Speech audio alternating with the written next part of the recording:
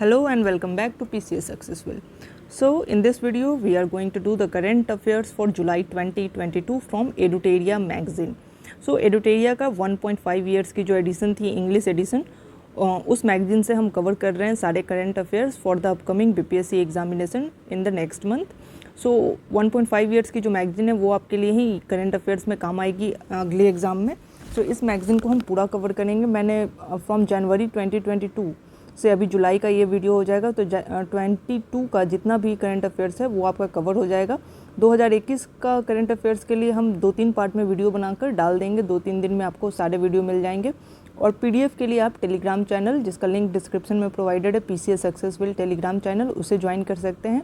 और ऐसे ही current affairs की वीडियोज़ के लिए from different useful books for Bihar examination you can join PCS Successful YouTube channel. Do not forget to subscribe and share the channel. Let's begin. So recently Uttarakhand has become the first state in the country to implement the center's new education policy 2020 at the pre-primary level. Here also I will provide you some booster points for prelims that will help in your preparation for prelims examination. कुछ ऐसे points मिलेंगे जो कि आपको अलग से जो आपके नॉलेज को बढ़ाएंगे और कुछ एक्स्ट्रा पॉइंट्स रहेंगे जो कि आपके एग्ज़ाम में काफ़ी हेल्पफुल होंगे. वीडियो को अंत तक जरूर देखें क्योंकि जो भी इंपॉर्टेंट इसमें करंट अफेयर्स हैं उसके लिए मैंने कुछ एक्स्ट्रा पॉइंट्स भी आपको बताने हैं और आप वो सारे पॉइंट्स को नोट जरूर करें. Okay. So new education policy लाने वाली पहली स्टेट कौन सी होगी इम्प्लीमेंट करने वाली? उत्तराखंड. ओके. और न्यू एजुकेशन पॉलिसी के बारे में अगर हम बात करें तो 29 जुलाई को ये कैबिनेट के द्वारा अप्रूव कर दी गई थी न्यू एजुकेशन पॉलिसी 2020. और ये अभी तक जो इंडिपेंडेंट इंडिया की हिस्ट्री है तो ये थर्ड एजुकेशन पॉलिसी है. फर्स्ट कब आई थी? तो फर्स्ट आई थी 1968 में इंदिरा गांधी के टाइम में. फिर सेकंड कब आई थी? तो 1986 में. और थर्ड जो है ये 2020 वाली है. 2020 वाली. सो तीन कब आई हैं? 1968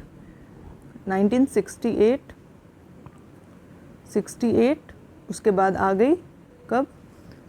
1968 एंड देन इन 1986 और 1986 के बाद अभी 2020 में आने वाली है थर्ड एजुकेशन पॉलिसी है इंडिया में. और सिस्टम कौन सी इम्प्लीमेंट की गई है थोड़ी सी ब्रीफिंग हम बस ले रहे हैं इसके बारे में. न्यू एजुकेशन पॉलिसी के बारे में डिटेल वीडियो भी मैं बनाऊंगी. 5+3+3+4 सिस्टम इंट्रोड्यूस किया गया है.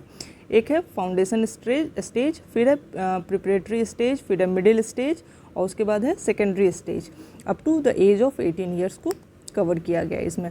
फिर टारगेट ग्रुप इसका जो इम्प्लीमेंट करने का कब तक इम्प्लीमेंट करने का गवर्नमेंट का टारगेट है न्यू एजुकेशन पॉलिसी का. तो इसको फुल्ली इम्प्लीमेंट करने का with the cooperation of the state government इसकी टारगेट है 2040 तक की.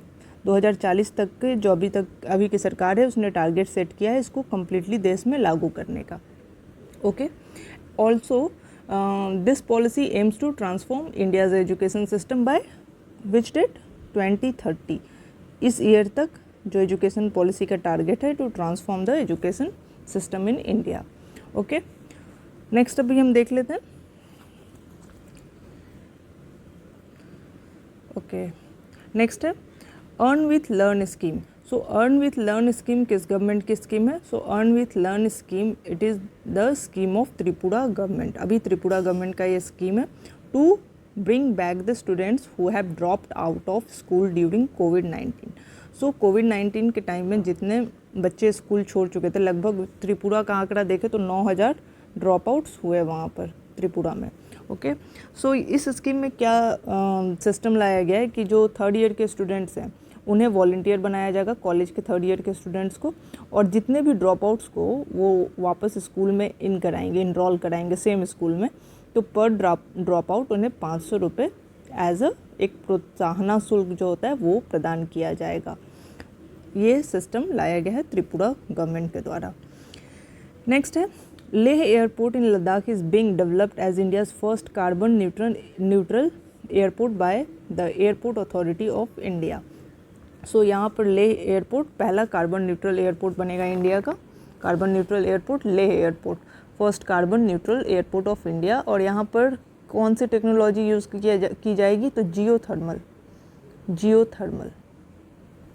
जियोथर्मल एनर्जी का वहाँ पे स्कोप है और जियोथर्मल सिस्टम इंस्टॉल किया जाएगा to make it carbon neutral airport. Next देखते हैं, the National Highway Authority of India created a world record by constructing the longest double decker flyover in Nagpur Maharashtra. Its length is 3.14 kilometre. So question आएगा कि longest double decker flyover India में कहाँ बनाया गया, तो वो बनाया गया है नागपुर में और इसकी लेंथ कितनी है, तो 3.14 kilometre. Next, India's electric vehicle company Ola will start production of India's first indigenously developed lithium ion battery from 2023। सो कब का टारगेट है, ईयर 2023। लिथियम का एटॉमिक नंबर कितना है, 3। आगे देखते हैं, on 12 July 2022 Prime Minister Narendra Modi inaugurated the Devghar airport to provide direct connectivity to the Baba Baidnath temple in Jharkhand. So, Deoghar airport, इसका टोटल कॉस्ट कितना था, 400 करोड़। 400 करोड़ की लागत से ये एयरपोर्ट बनाया गया है और इसे डेवलप करने में कौन कौन सी इंस्टीट्यूशन है, तो airport authority of India, DRDO and Jharkhand सरकार का ये जॉइंट इनिशिएटिव है इस एयरपोर्ट में। ओके और इसका फाउंडेशन स्टोन भी हम देख लेते हैं कि 25 मई 2018 में इसका फाउंडेशन स्टोन रखा गया था। और मेन पर्पस क्या है इस एयरपोर्ट को बनाने का, to promote religious tourism in the Jharkhand state. Next, on July 2022 the first ever artificial intelligence seminar and exhibition in defence was organised in New Delhi which was inaugurated by Defence Minister Rajnath Singh. During this, efficient AI-based technologies in the field of defence were displayed. Next, on July 11, Prime Minister Narendra Modi unveiled the national emblem on the roof of the new Parliament House. The height of this emblem is 6.5 meters and the weight is 9500 kg, which is made of bronze. So, national emblem जो India का है उसे install किया गया है कहाँ पर, new parliament जो बनी है इंडिया की उसके ऊपर, और इसकी हाइट है 6.5 मीटर्स। 6.5 मीटर इसकी हाइट है, इम्पॉर्टेंट है, and weight 9500 kg and from which metal it is made up of bronze. Okay, अब पार्लियामेंट के बारे में देख लेते हैं। सो जो अभी एग्जिस्टिंग पार्लियामेंट है हमारी, तो उस पार्लियामेंट को कब डिज़ाइन किया गया था, तो 1921 में इसका काम स्टार्ट हुआ था and it was design by Edwin Lutyens and Herbert Baker. तो ल्यूटियन एंड बेकर, ये याद रखेंगे, बेकर, ये दोनों थे इसके आर्किटेक्ट, डिज़ाइन किया था। और नई की प्रोजेक्ट किसके पास है, तो ये है टाटा प्रोजेक्ट्स के पास। अभी जो सेंट्रल विस्टा के अंडर में बन रहा है पार्लियामेंट, ये है टाटा प्रोजेक्ट्स के अंदर में।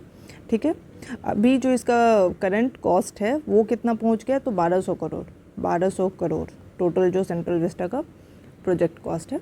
कोविड में डिले होने के कारण इसकी जो कॉस्टिंग है वो बढ़ गई है, 1200 करोड़ हो गई है। ओके, और बात कर लें कि आगे इसमें कब, हाँ, जो भी पार्लियामेंट है वो इनॉग्रेट कब हुआ था ये भी देख लेते। तो उसका इनॉग्रेशन 1927 में हुआ था और उस पार्लियामेंट बिल्डिंग का इनॉग्रेशन किसने किया था, तो Lord Edwin.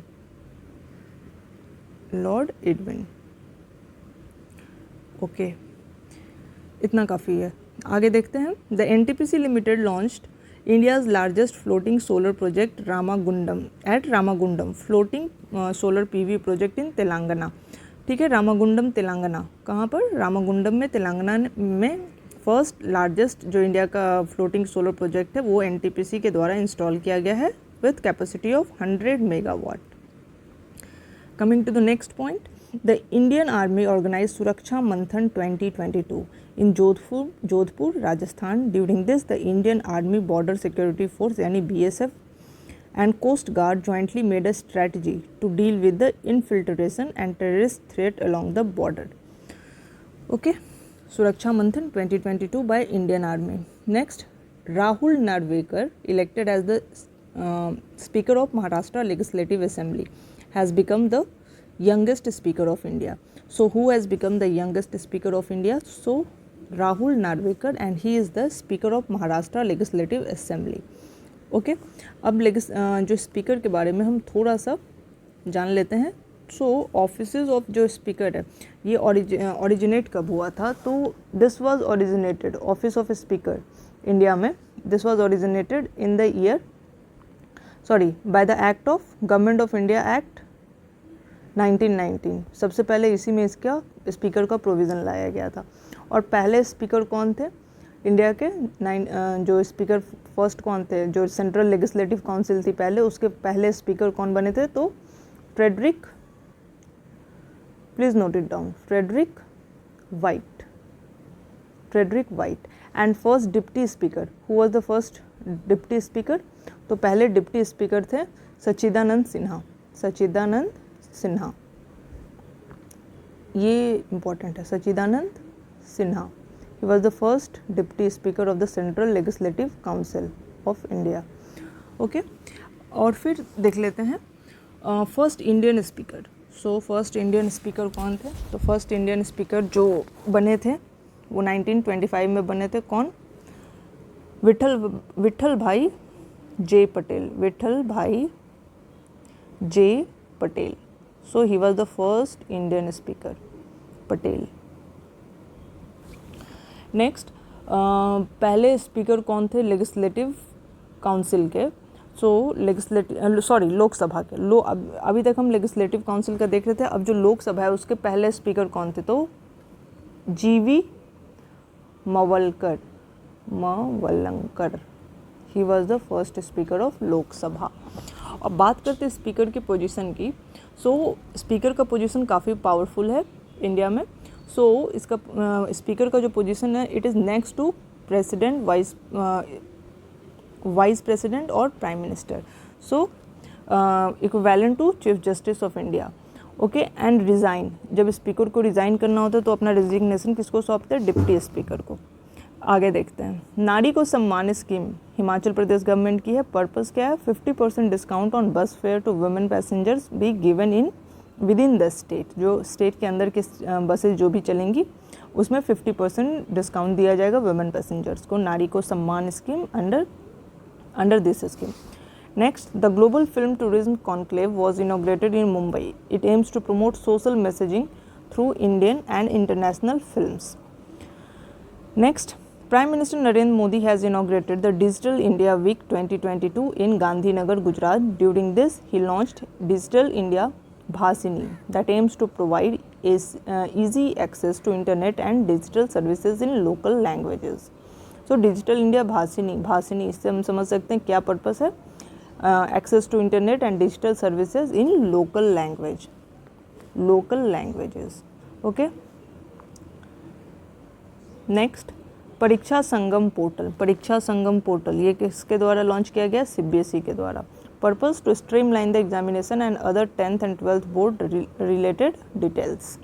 Next, the minister of science and technology doctor Jitendra Singh launch the doctor Rajendra Prasad memorial award. So doctor Rajendra Prasad memorial award launch किया गया in New Delhi to honour doctor Rajendra Prasad, the first president of India. This award will be given for major contribution in the field of public administration.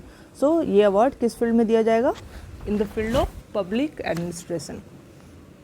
Next, Geeta Gopinath, the first women chief economist of the International Monetary Fund IMF, became the first woman and the second Indian to be featured on the wall of the former chief economist of the IMF. Prior to this, Raghuram Rajan had received this honor. So, featured on the wall of the former chief economist of the IMF. So, first woman कौन है, Gita Gopinath, and second Indian. First Indian, who was the first Indian? Raghuram Rajan. Next, recently Google has launched Startup School India initiative. It aims to provide online training related to equipment, products, etc. to promote 1,000 startup in small towns of India. So, Startup School India initiative launch किया है Google ने.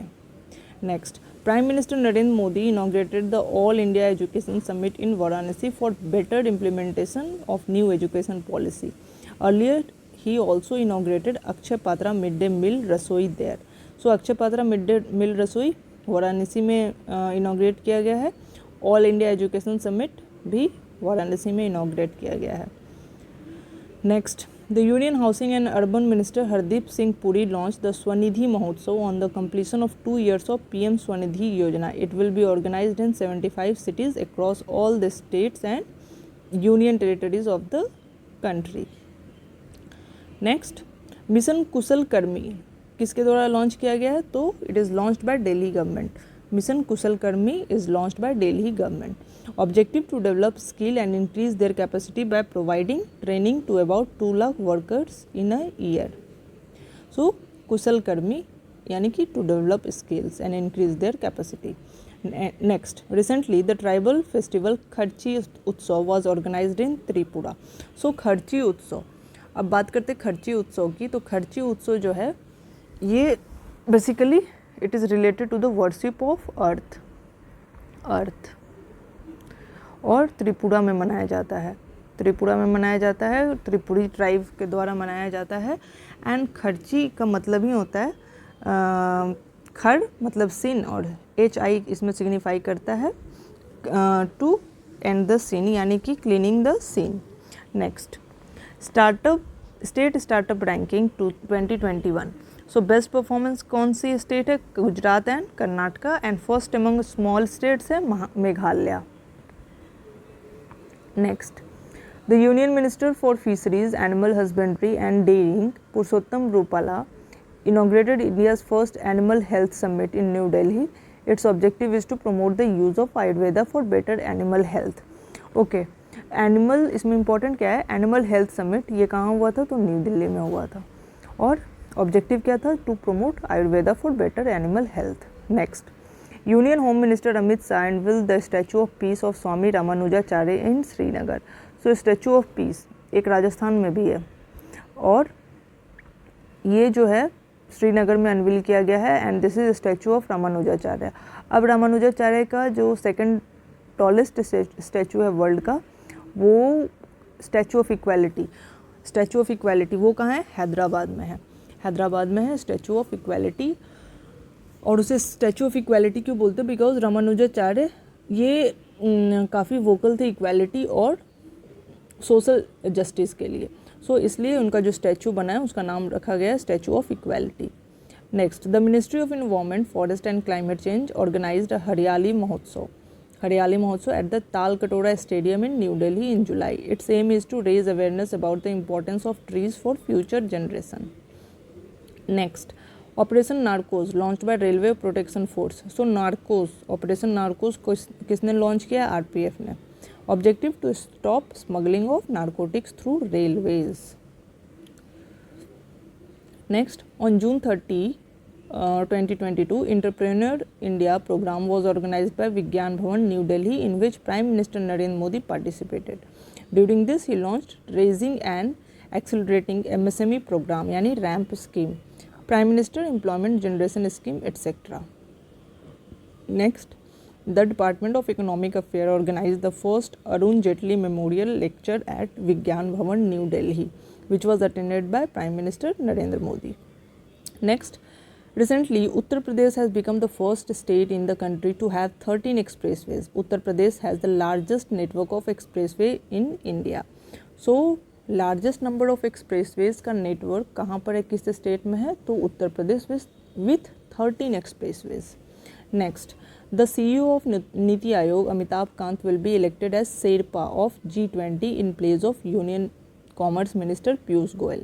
So अभी कौन थे Sherpa G20 के? पीयूष गोयल. और अब कौन है जो नीति आयोग के CEO थे? अमिताभ कांत, वो बन गए हैं G20 के शेरपा.